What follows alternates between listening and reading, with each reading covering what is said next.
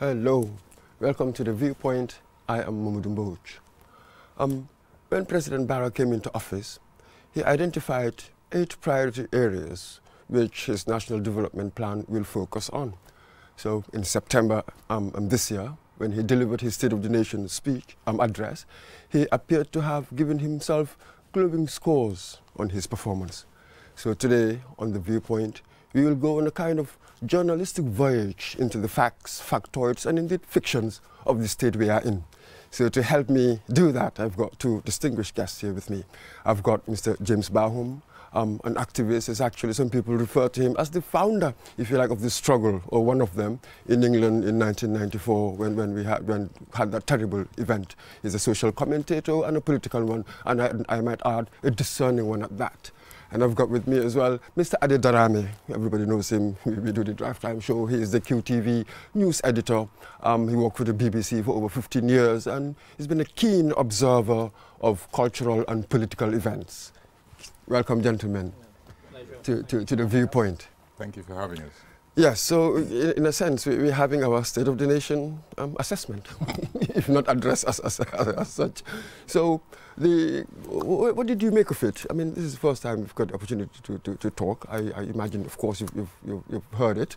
What did you make of it generally, James? Well, thank you, Modu, once again for inviting me to talk about this important national event that is mandated by the Constitution, that the President should appear before the National Assembly every year, not only to make a speech, but to also answer questions from the people's representatives in the National Assembly.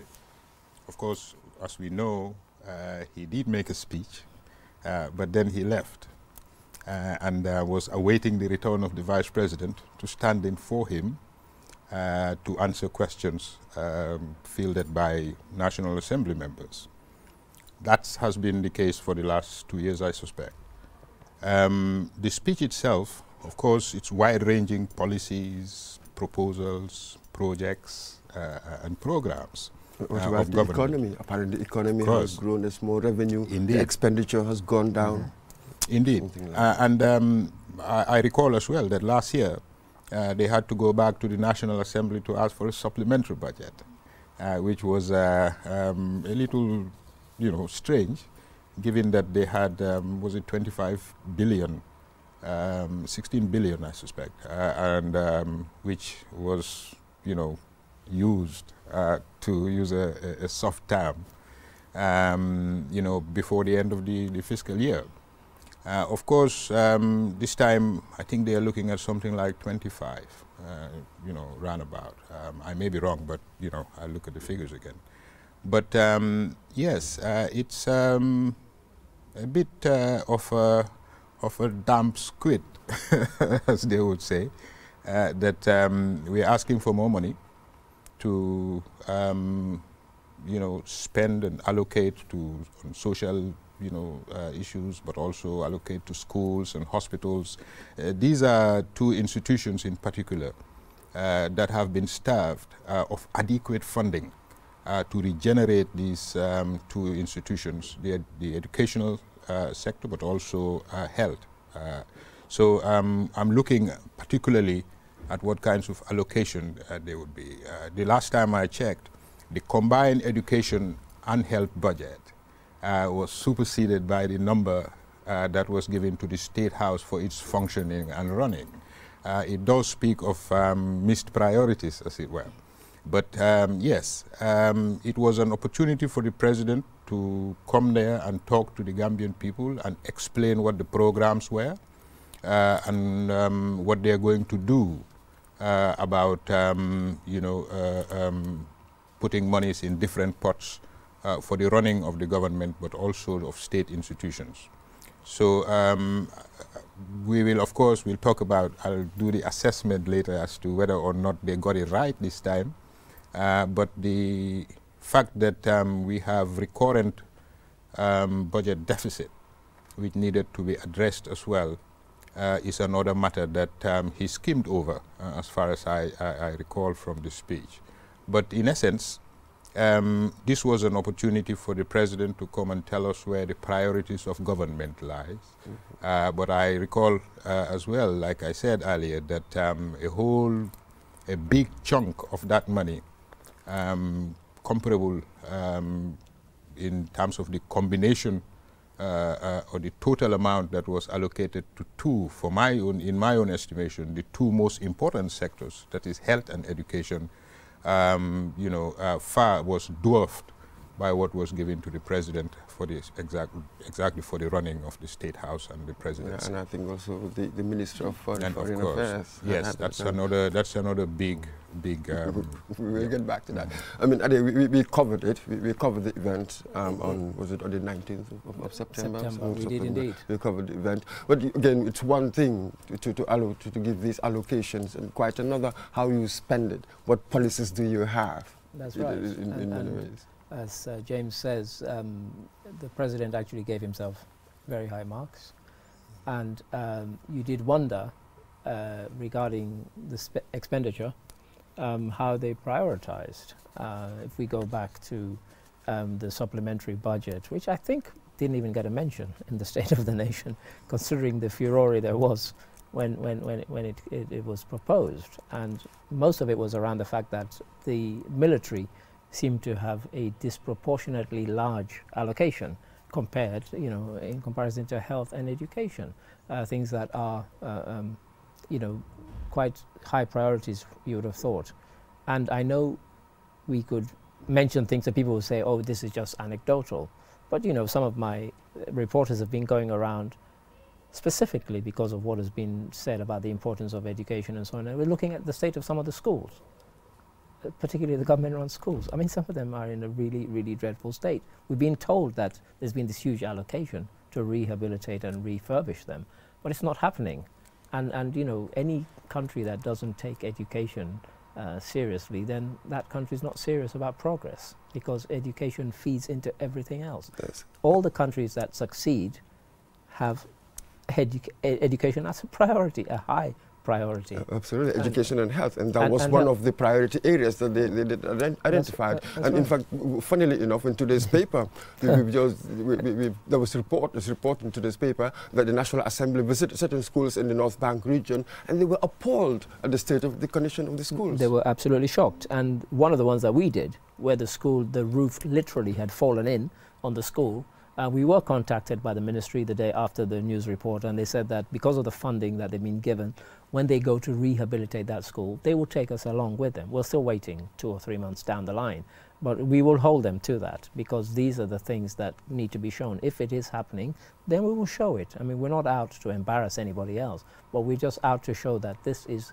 the most important sector, along with health, in the country, and you should give it the proper priority. It's not happening at the moment. Yes, but we must also add that I think recently we were looking at the Mo Ibrahim Index, where they said in terms of education, the ranks, our ranks have sort of gone up. Had gone up. In fact, 3 countries were mentioned, ourselves, Mali, and one other, I can't remember, as the ones that had shown the most improvement, but the Gambia was the top of those 3. Particularly so we were in terms most of most improved. But of course, it was improved from a very low base, but it was most improved. And so, if you read the Ibrahim Index, as I think I said on drive time, because I wanted to find out, I read the whole thing and ran to about 1,000 pages, and it was quite hard going, because there were other things that it criticized the Gambia for that we're not doing, and we're talking about National Development Plan, and as we speak, I wonder how many viewers have actually read it.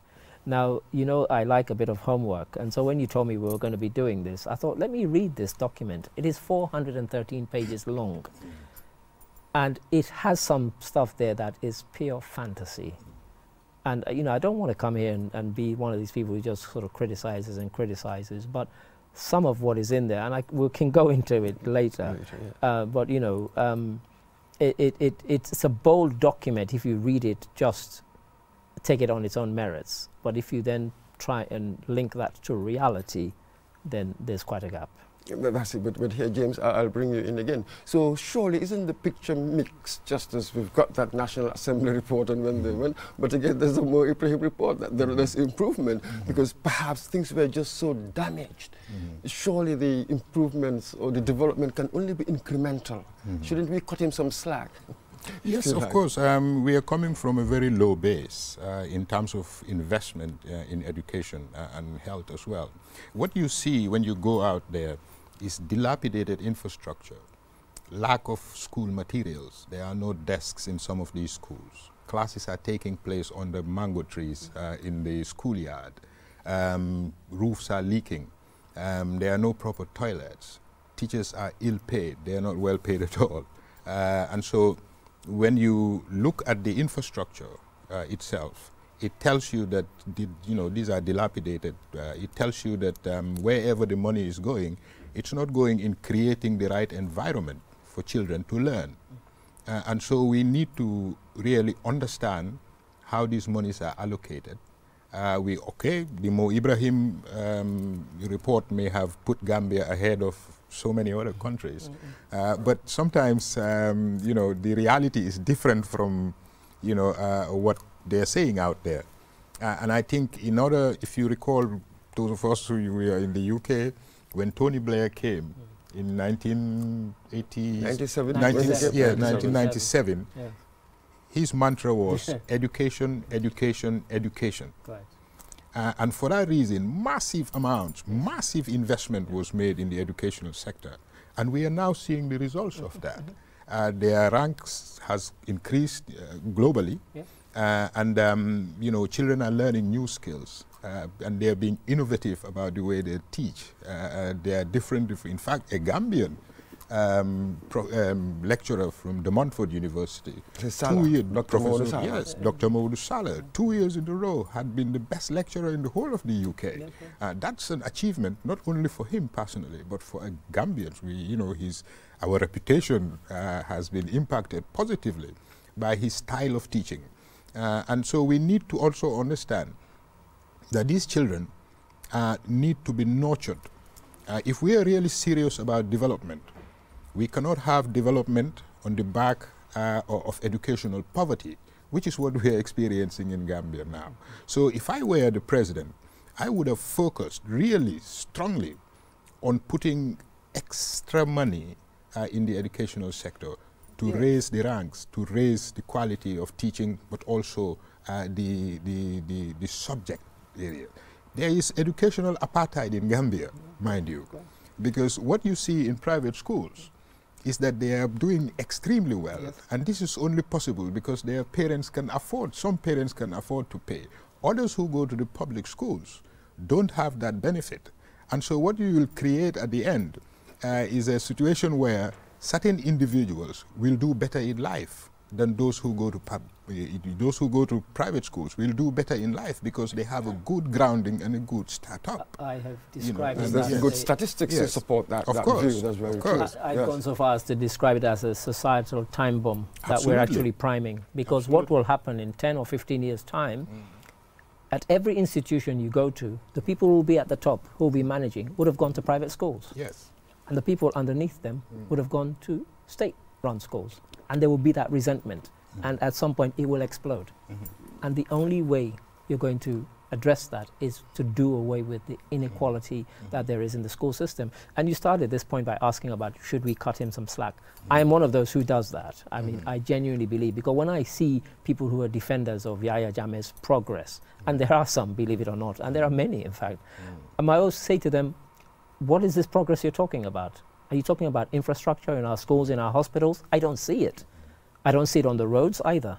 So what is this progress and so on that you're talking about? So you're coming, as we say, from a very low base. So I cut him some slack on that, but I need to see that you're making this a priority so that the gap between the private schools and the state-run schools is not as wide as it is now. That gap should be closing, and the only way you're going to do it is to provide the resources to the state-run schools. Yes, especially now that you're talking about the youth bulge. Yeah, right. So the future is really very, very youthful, very young. I think we also have a lost generation of children who have attended poor schools with poor teaching facilities. with little or no opportunities. How many? I just saw on Facebook the other day, a young activist lady was going around asking for money to help children in a provincial school who didn't even have a pen and an exercise book to write. These are now, for me, I may want to cut the president a slack, but knowing the depth, of deprivation in our schools, one would have thought that a lot more money needed to be allocated to schools. There had to be a concerted, deliberate effort to raise the standards by putting in a lot more money than they are currently doing. I don't know what the figures are, to be honest, but I know that if you compare the amount, the allocation, to schools, it wouldn't come close to what is given to the president's office. And this is, I'm not using this to perhaps mock the president or whatever. But what I'm trying to do is, if you have a situation where there is a bureaucratic bulge in the State House, it asks for more money to run. We have heard recently that the amounts of money that the president used for food shopping in a month, that can take care of 2 or 3 schools every month. In terms of rehabilitating these schools. The infrastructure is bad, of course, we know that. But I remember as well, children taking their own desks and chairs to school at a particular time. That should not be happening in this current day and age. So what resulted was, we have a whole, generation of children who had gone to schools but have come out with little knowledge, little abilities, less opportunity for job, security, or to get a job, in fact, in the first place. And we need to address that issue as well. The current situation that's quite is dangerous, isn't it? Exactly. It's dangerous, and I think some of the criticism that is being leveled is because if you read the 413 pages, it mentions these things and says these are things we need to address. And so if it has had the realization that this is something that needs to be addressed, then why is it not being addressed? Because it goes on to say that part of it will be addressing the sort of poor or lack of capacity.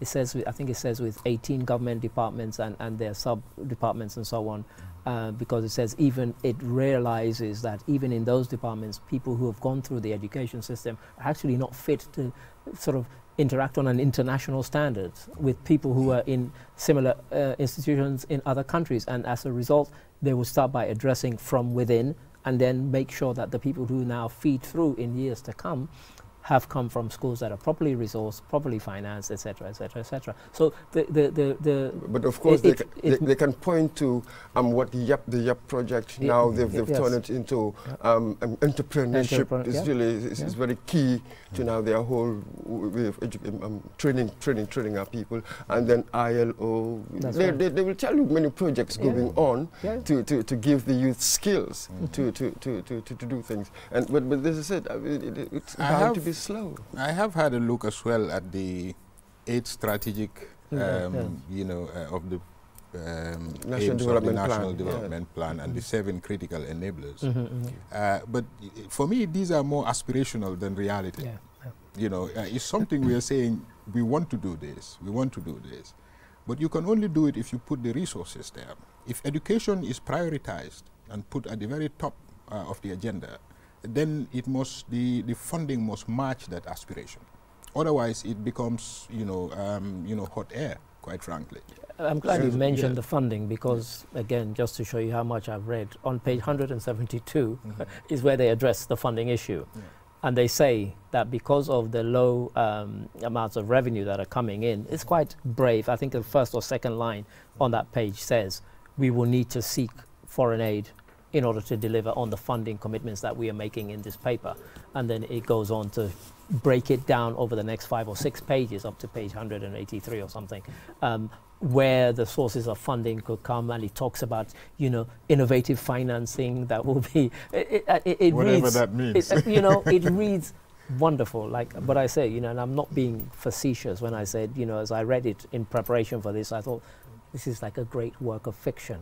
Because the sad thing about it is that whoever wrote it, the people who've written it, have obviously taken time to actually understand the problems and you know, say these are the things that need to be fixed. And they've gone some way towards setting out how they should be fixed, including how the funding comes, you know, and they talked about, you know, they even mentioned that in one particular year, 2016 or maybe 2017, 2 months were lost of the tourist season, you know, 2 months out of 6 months were lost, and that had quite a huge impact. And it said, you know, this made us recognize that too much emphasis was being placed on getting funding through that source. So they looked at all these things and they went into some detail as to how it could be fixed. But it was quite bold in saying that, you know, the financing will have to come from outside. Yes, and then even in the State of the Nation address, the President said that really there are 3 areas really responsible for the so-called growth, wasn't it? The remittances and the grants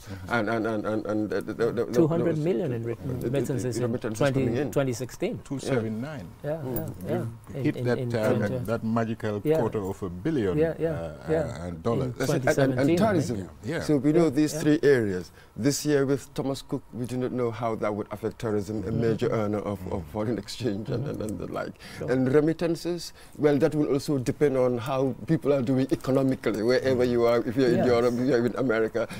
So what our economy depends on, these are really quite precarious. We should think about diversifying, surely, isn't it? Well, yes. I mean, there are things like, you know, getting things like diaspora bonds to actually fund things like schools, hospitals, and so on.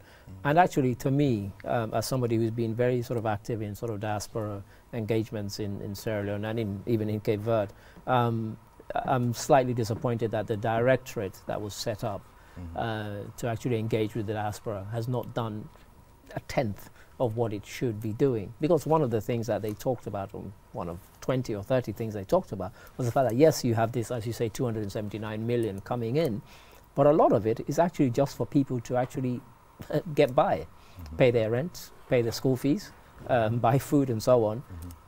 How much, if any, is actually being directed towards you know, development projects? And so one of the things that in fact, when I read it, I actually got chills, because in 2007, I had written something similar for Sierra Leone, which was a kind of a fund that people paid into from around the world.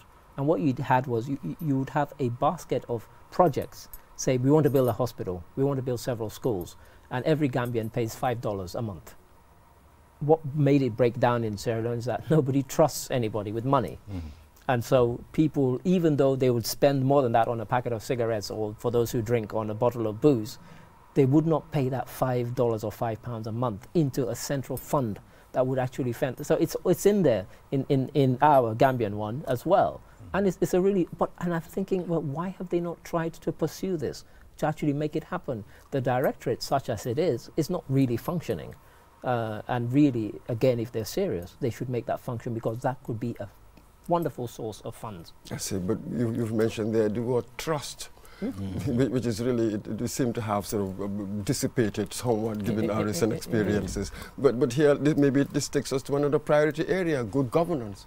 Perhaps when we have good governance, and this was one of their priority areas as well, good governance, human rights, they call it decentralization. Don't even get me started on good governance. That sort of thing.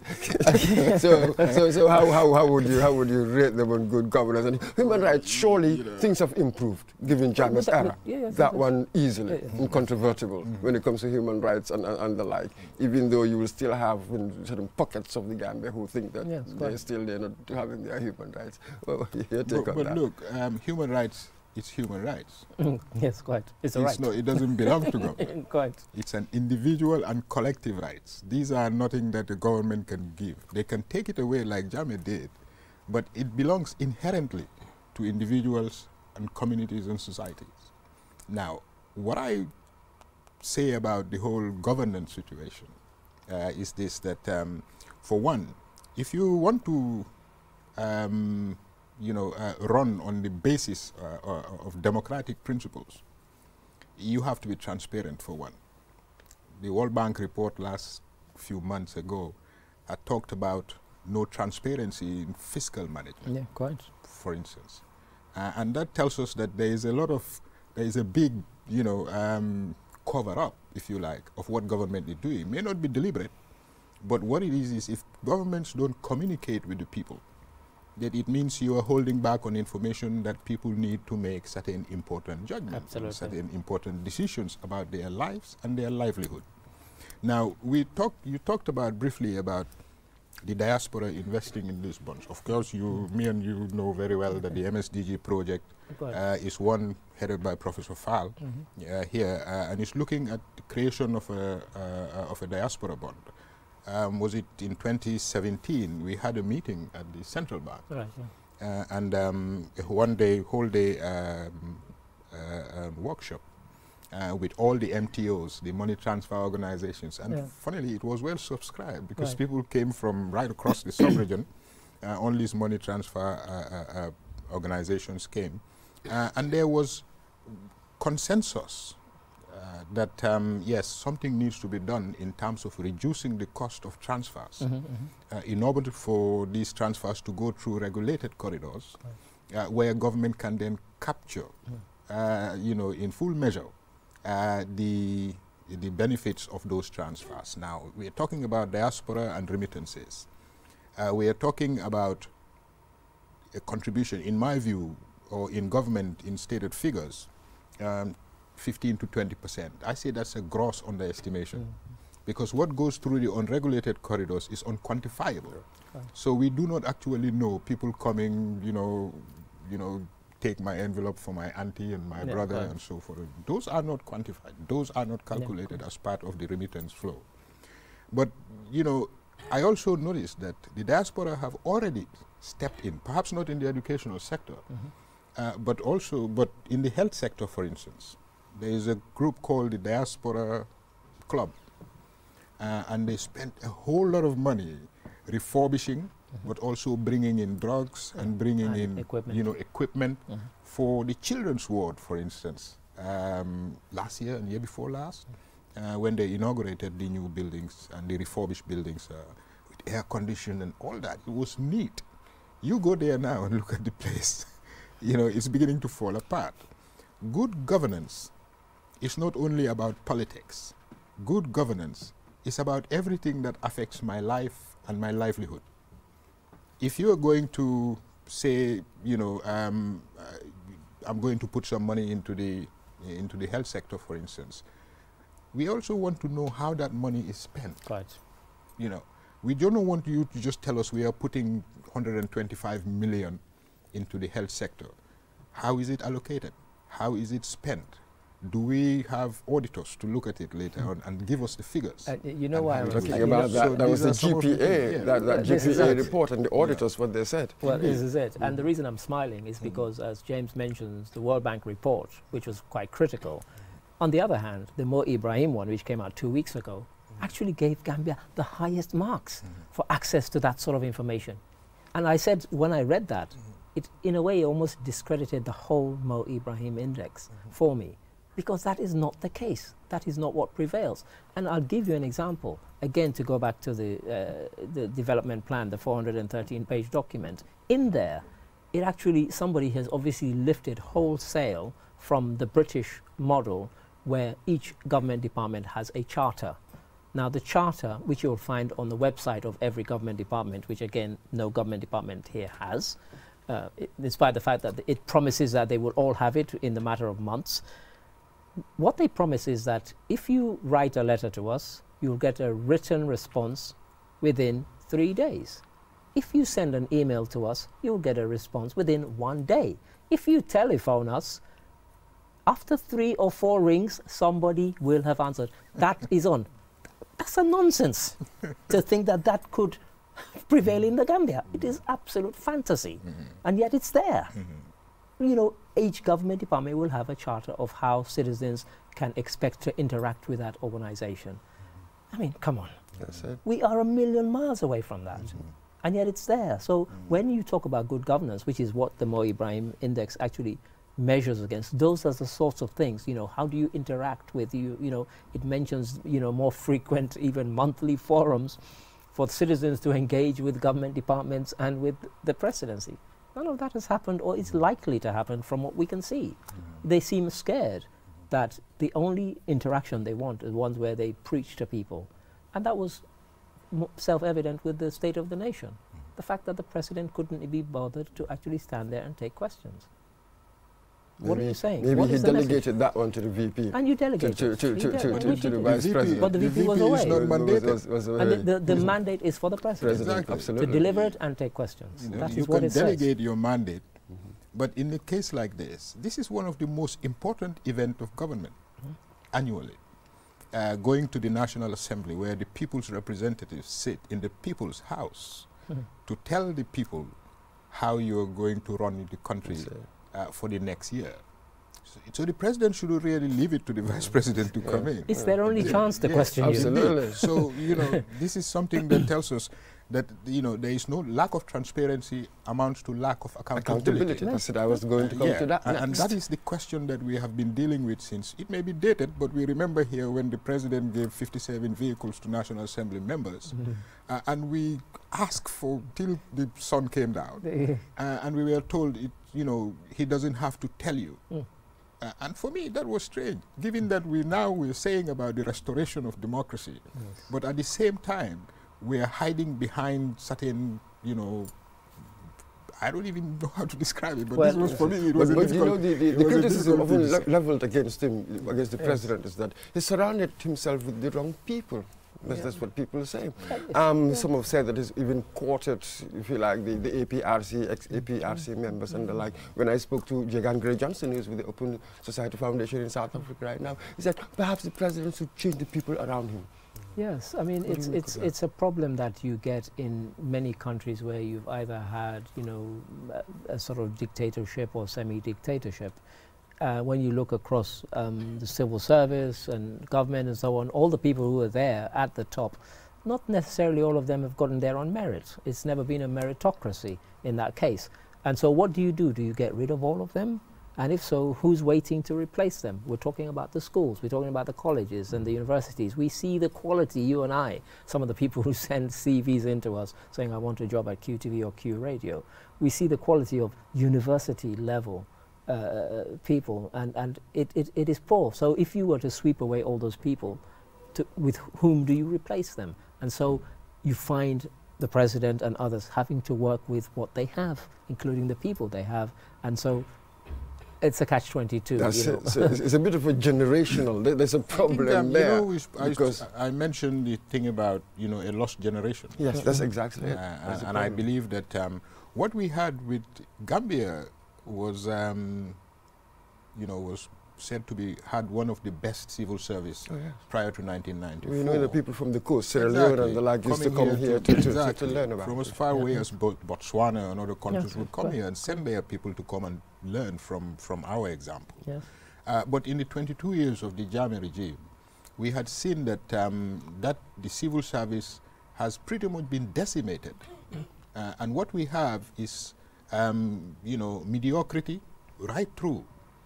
And as a result, if the president, the current president, is taking from that pool of people to support his development project, but also to run the government, we are not moved from where Jammeh left us. It's a cultural thing. It's a value thing as well, that we do not tend to give credence and credit to those who have the knowledge. When this whole change was happening, there was a lot of Gambians who had done great things outside, who wanted to come back on sabbatical or for, you know, short periods of time to help to establish a proper foundation from which to then take off. And we do not have to forget that in the 3-year thing that was being talked about, the 3-year period of transformation and stuff, was merely meant to really build that foundation. And some of those who wanted to come where, you know, wanted to say, okay, I'll go for 2 years and go back to my work in America or wherever it is. But these are people with knowledge, people who have done great things. Gambians are the same people, those who were in the previous, you know, Jawara regime, civil service, who built a completely decimated country of East Timor and make it a functional democracy. You know, those people wanted to come back and help. But no, I was a member of a group that was set up prior to the elections. It was called, you know, euphemistically the command center, you know, and but we had meetings with the president, telephone conferencing meeting, and we were asked to create a database of Gambians professionals. I think you've just read my mind. Yeah. That is the point I was about to make, so I won't interrupt. Yeah. So, you know, and we said, okay, we'll put this together. And people were sending in their CVs. Yeah. You know, so it was left to the government now to dip into that pool of people and look at their CVs and see and verify their credentials and their credibility. And then bring them into help, you know. But that never happened. That was the rub. I think that was the rub. I mean, here it's a political situation. This was a coalition cobbled up together, really, because we wanted to get rid of Yahya Jammeh. I don't think, well, I for one didn't have much expectations of them, especially when we have that Barrow is the would be the head, and then most of them really had no experience of being in power. That's when right. you are outside, when you are in opposition, it's easier to, you know, all they say that all you move is just your lips, but once you are in power, then there's a slightly different ball game. So this is it. The idealism came up against reality, political reality. Realpolitik in our own side. And the reason I get angry about it, and I'm not pretending to be angry, I really am angry about it. And the point that James makes, and the point I was about to make about the database, is that all you had to do was actually to deputize all your high commissions and embassies and say, we've created a template and we want a database. Capture this person's profession or what they would like to come and do. Are they civil engineers? Are they doctors? Are they lawyers? Etc., etc. Would they like to come and volunteer for 1 month a year? Etc., etc. It's as simple as that. And people would have bought into it, because when you want to build a road, there are civil engineers who are Gambians who are working all over the world. If you can get all of them to come together, either to come together and form a conference, to have a conference about building proper, sustainable roads in the Gambia. We have some of the worst roads in the world in this country. You know, so when people tell me about the roads that were built under Jammeh, I just want to slap them because they're a joke. You know, get civil engineers. We don't need Chinese civil engineers to come and tell us how to build a road. And I keep saying this. We're not asking them, come and build a rocket to take us to the moon. Build a road to take me to my town, to my village. Something as simple as that. If you have that database of doctors, of lawyers, of civil engineers, of structural engineers, we can then start to improve these things. And you will get people, they will sign in. Get the embassies, get the high commissions to set this database. The template could be done by somebody who's at secondary school to come up with a template. It's as simple as that. If you can't even do that, what are you going to do? That's absolutely true. But again, to see the other bit as well, I think, I mean, intellectuals, people know, if you do not form a party and go to take over the State House and implement our projects, I mean, to just wait for politicians to call you, well, they've got other priorities. Of course, they will say these things. That was why I think apparently the Greeks never liked democracy. They said it encouraged demagoguery. So we tend to get lots of these demagogues. I mean, we are in a bind. This is where we are in a problem in Africa in many ways, in most of us. Either way is the demos. Yes, yeah, so it's about the people, really. Yes, yes. And I believe that, you know, Gambia has great sons and daughters right across the world who were prepared to come and work for short periods of time to help this. But now look what we have now. We have a system. You know, when we talked about systems change, people were saying because we don't have human rights violations anymore, you know, the president is not locking up people like Jammeh did. That's not the job of a president. It never the has president been. It has never been. Quite. It's not for the president to be locking people at, you know, in these whim and caprice. No. And really we should congratulate you for doing the right thing. Exactly. You know, in many ways, that's all he's doing. He's built us a road. That's what That's you're his paid job. to do. Yeah, you know, so why should I congratulate you? Afterwards, I'm paying your salary. I've given you a big house to live in. You know, I'll pay. You don't even have to spend your own money because the state provides everything for you. But in reality, the problem we have is that we have not moved from where we, from 2016, really, 1st of December. And at the end of the transitional period, which, by the way, I believe is too long, 60 days, And I hope the CRC will have to deal with that. You cannot have a president who's lost elections sitting there waiting for you know, for 60 days before you were shoved out. Yeah, but in a nutshell, the governance situation is as abysmal, not perhaps in the level of Jammeh, but it's not moved very much far away from where we were in December of 2016. And I think that is because the president now has decided to listen to political hacks, people who will do his bidding, people who will support and massage his ego because he wants to run for president, which he promised he will not do when he went around the country and sold that manifesto to the people. He's had a 360-degree change, turnover, and that is the problem. Because those who are now supporting his personal agenda to run for the next election will not say anything adverse to him. They will not tell him that he's doing wrong. And that's a cultural thing with Gambia, this maslaha kind of culture. Absolutely, and here, and here, Eddie, obviously, so good governance really, that will underpin everything else. Without good governance, the education we're talking about, the health and all of these things, nothing else will work. You know, 100% right. And you know, in the few times when politicians in other countries have come to me and said, you know, I want your advice. You've worked at the Cabinet Office in London for 15 years. You know, I'm doing this campaign and so on. And I always say to them one thing, the same thing to all of them. Go and speak to the people who say they don't like you. Find out why they don't like you. Don't listen to the sycophants and your core supporters, because many times they'll tell you what you want to hear. Absolutely. The other people are the ones who will tell you the harsh truths. If you can respond to that and turn them around, then you'll be a good politician. Otherwise, you're just playing to your same audience, a particular base, and that will just be a kind of repetitive cycle. You'll learn nothing. You'll learn more from your critics than from your supporters, your friends, and so on. And so a lot of people, once they get elected, what they do is the people who helped get them elected, they feel, I owe them a favor. You know, these are the people who funded my campaign, and so on and so on. And so these are the people who then get rewarded in all sorts of ways. Sometimes it's not obvious to the public. But, you know, you go to some guy who was, you know, walking around in shorts and riding a bicycle, and the next day he's riding a brand new Pajero. You think, I wonder how that happened, you know? And so that is the sort of thing that needs to happen. These people who want to be politicians, who want to govern us, actually need to actually genuinely, not just, you know, they always say, I'm listening to the people. They're not really. They're saying, I'm listening to my friends, and I'm listening to the people who are telling me what I want to hear. And that's not good enough. If you're going to govern a whole country, you have to be the president of the whole country, not just a tiny minority. People often say that we have a leadership problem.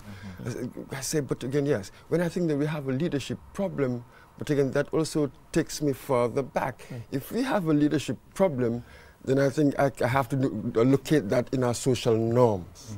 Our leaders come from us. So I, as an electorate as well, there's a certain reform that I need to do. It's not just the state, but I, as part of the mindset. That's the only way that I can produce the right kind of leader. Because you see it all over Africa. There are certain things that we must challenge, I think, within our society, social norms. I think we've been treating ourselves with velvet gloves when it comes to our, what we call culture or society. We really never touch that. Yes, and I think... What do you think, James? And then you're absolutely right. There is this, you must have heard this what has now become a mantra, I do not do politics. And you know, it means that people don't really see themselves as, you know, going out there. And this happens not only with people who perhaps have not had the privilege of going to university or having our intellectual class, which includes, I suppose, all of us sitting here today, don't want to be so-called dirty their hands in politics. But unless you are able to bring quality leadership with the right know-how, you know, the exposure, but also the knowledge about how modern enlightened democracy works, it is almost impossible for us to change the system. We talk about systems change. It's not just word of mouth. Is practical steps must be taken by people with the right capacity to come into government in order to be able to implement these enlightened ideas that we talked about so much. Now, take for instance, look at the political parties and their leadership. With the exception of a few, most of the leaders of these political parties, and I'm not trying to downplay these people. Look, I was mentored by one of the most distinguished Gambians in the passing of Emi Jallow. He's never been to university. But you see, intellectualism is not about going to a university. It's about a way of thinking. And we need to understand that so that we don't alienate a whole class of people who perhaps would have wanted, in fact, to engage in politics, but are not able to do so because they have been stigmatized by the understanding that people have that those who go into politics are those who do not have the opportunity to do other things apart from politics in order to, to rise to the top. That's it. But So yes, so here we will go into a slightly controversial territory, into theorizing. It seems, perhaps, whenever you've got a lot of intellectuals going into politics, this is quite interesting. I think, be it the socialist mold, if you remember in Europe, the socialists, the intellectuals were into it, don't they tend to become dictatorial? It's really quite interesting between, for instance, when you go back to Pol Pot, they were intellectuals. I mean, when you even look at, perhaps one wouldn't call Castro intellectual, but surely perhaps Che Guevara, and people around. So I'm a Democrat, yet this phenomenon sits uneasily with me. For we admired Cuba, one of the best health service, no democracy. And even the Soviet Union, when we was rising to challenge US, no democracy. Today we talk about Kigali, Paul Kagame in Rwanda, no democracy. Be it in China. What's the relationship between economic development and democracy? Because the sort of economic development we want, it seems to me, want things quite quickly. But I understand that in a democracy, economic development is just so painfully slow. Yes, it's simply incremental, it's imperfect. We will always be complaining. So what do we do? Are we willing for a slow economy because of democracy? Or what do you think? You had a guest who was comparing Singapore, China, where they were and where they are now compared to where we are. I mean, that's, fantasy land, really. But it's a valid point because essentially some of the countries you've mentioned, Rwanda and so on, they've actually developed without certainly what the West would not consider to be a functioning or proper democracy. For all the fact that there are elections and so on, you have somebody like Kagame winning 97.8% of the vote, which, if you believe that, it means that even his enemies voted for him. Even the opposition people and their families and their supporters must have voted for him to get that kind of mark. So you have that. But just interestingly, yesterday we were having a discussion, myself and some others, about what if you allowed people who were successful businessmen in the Gambia to take over running the country and take over the reins of the country? Wouldn't that be a wonderful thing? I was the only dissenter there. I said, actually, I don't believe that, because we've had examples, certainly not that far away, in Sierra Leone. President Ernest Koroma. In fact, that's how he sold himself. I built the most successful insurance company in Sierra Leone from the ground up. I'm a successful businessman, I'm rich, I'm wealthy, I know what success means and how to build a strong, you can build a company. It's not the same as running a country. And also, I think one of the biggest mistakes we make across Africa is that you have somebody who, and that's why so many of them cling on, because they realize that if they were to go, or if they were to die, the whole thing would collapse. The only thing holding, the glue that's holding it together is them. So you have Museveni, you have, if Kagame has built this brilliant structure that he's built in Rwanda, he should step down. He's been there long enough. He should step down and let somebody else take over the reins, because you've built a system that can carry on whether you're there or not. If the British Prime Minister died tomorrow, they don't bury the country with you. They don't bury the systems with you. The system will carry on as if nothing had happened. That's the way it should be. And there's too little of that in Africa. So, supplanting, you know, successful businessmen from their successful businesses to running a country is not necessarily the solution. They might have ideas about entrepreneurship and so on, which we need to teach people more about, you know. And I'll just give an example. When I was in Italy some years ago, and I came across some people from the Gambia who were sleeping on the streets and had been insulted by some Italians, you know, and I ran down and spoke to them. There were 10 of them there. And I was horrified to find that they had paid $5,000 each to be smuggled into Italy. And I thought, 10 of you, $5,000, that's $50,000. Do you know what kind of business you could have started in Gambia if you'd put that money together? But they hadn't even considered that, you know? I mean, how do you teach that sort of thing, you know?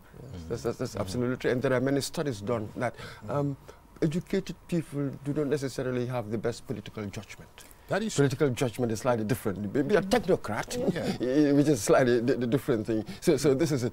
Politics is more of an art. Some people will tell you that you've got to have a sense of time, place, and what is doable.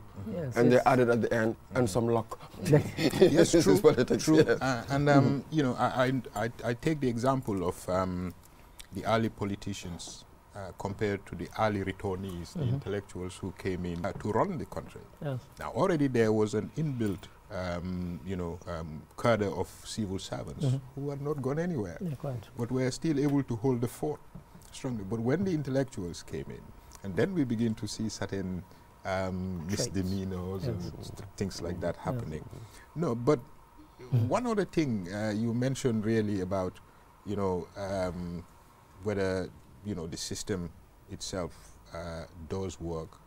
What I want to say, and I've said this, and I've been accused of being a socialist because I say this.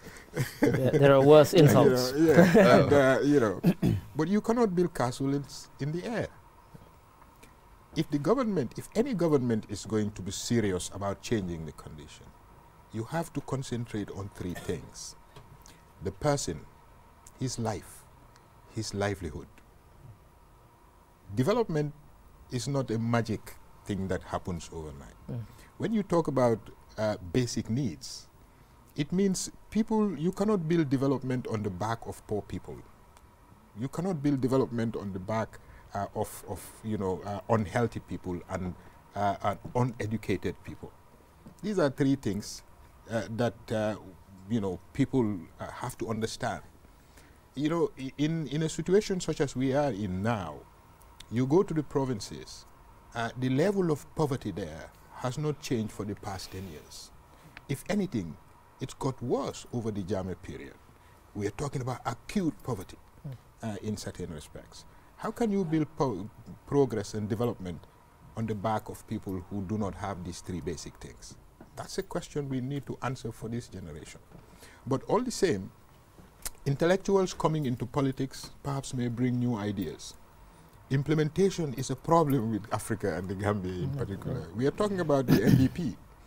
You know, one thing that really, you know, shocked me, and perhaps if you talk to your friend about this, he will tell you, they drafted, the first draft of the NDP didn't have anything to do with the diaspora. Nothing at all. And this is a constituency of people comprising 7% of the Gambian population, 240,000 or so people. And you just disregard them. They contribute 25%, in my estimation, of GDP. Yeah, now, that's a thing that you can leverage, you know, across the board to help in this process of renewal and change. Yes. And coming in with ideas is one thing. Implementation is about how you really put your thinking into reality. And we need the right mechanisms and the right systems to make that happen. Absolutely, and finally, we're at the end. This whole idea of development, before it was too GDP based, but now we talk about human development. You can tell me you've grown 5%, 6%. You go down to the ordinary people; they're not seeing anything. They don't see it's a highly complex idea. The whole notion of development is a highly complex idea. So, and we have to realize, if it is democratic development, then we must adjust our expectations. Absolutely, and you can't use simplistic solutions or slogans to address it. In this document that we've been discussing, you know, it mentions that, you know, the African Union had said that the diaspora was the 6th region of Africa. It said, well, similarly, for the Gambia, the diaspora will be the 8th region. And we will use them in our schools, in our hospitals, and so on. So we're talking about development. This is a significant population that you should be using. These people love their country. The fact that they don't live here doesn't mean they love it any less than those who do. Senegal did very well with it. Absolutely. Yes. Senegal and Ghana. So finally, out of 10 for Barrow, what would you give him? 4. 4? That's very harsh. I'll give him 5 because he was addressing some serious problems. The funding wasn't there to make it happen, and it's coming in too slowly. So for that reason, 5. But because you know, I think I want to be generous because of the problems that he's actually trying to address. Yes, I would say what my rating is. Thank you very much, viewers, for joining us on the Viewpoint. Of course, we will thank our guest, Mr. James Bahum, and of course our regular Adeta Rame. Thank you very much. Join us next time. Bye bye.